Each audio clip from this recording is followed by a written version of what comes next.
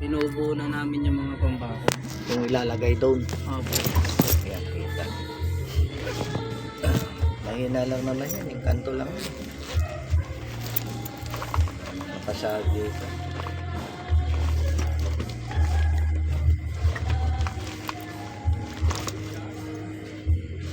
Kulit-kulitin ko siya pangunta. Ito nga po, nakadikit nga po sa ano ko ngayon. Huwag mo maalisin kahit maligo ka. In-epoxy mo ba yan?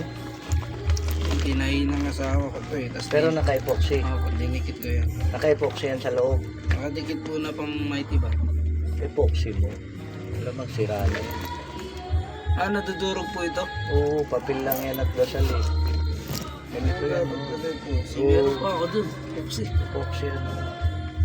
Pag epoxy kasi lifetime, iipitan mo lang siya na alambre para magkaroon ng sabitan. Tapos babalutin mo na epoxy.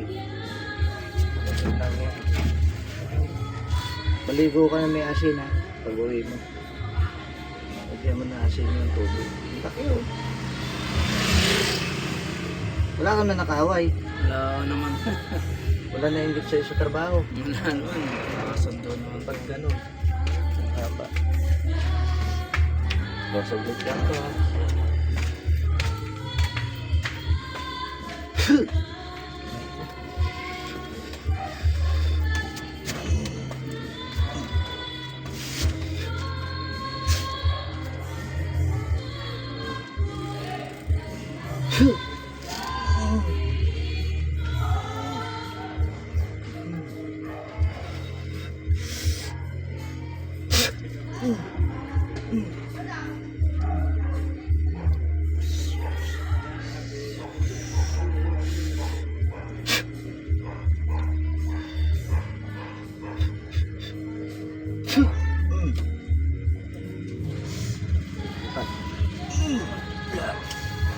Todo ba?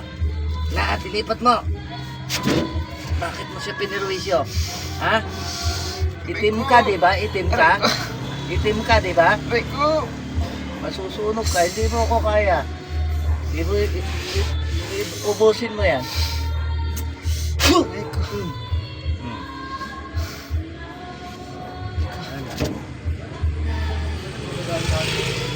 Piniruisyo ka ng tao eh, problema mo yan.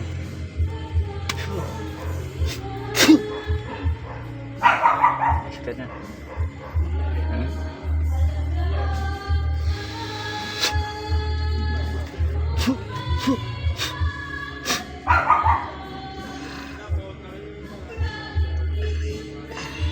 Perwisyo ng tao ha.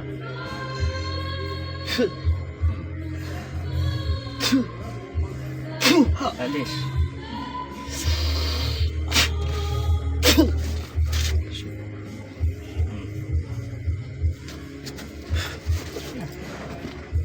Tingnan mo kung masakit pa yung mga sugat mo. Tingnan mo kung masakit pa yung mga sugat mo. Sige, pisilin mo. Wala. Ha? Daan ka simbahan bukas ha. Magpasalamat ka. Pupunta nga po kami simbahan sa Batangas bukas eh. Tara Simbahan na na ba lang, to? oh. May bisita po kami. O, magsimba ka. Pasalamat ka doon.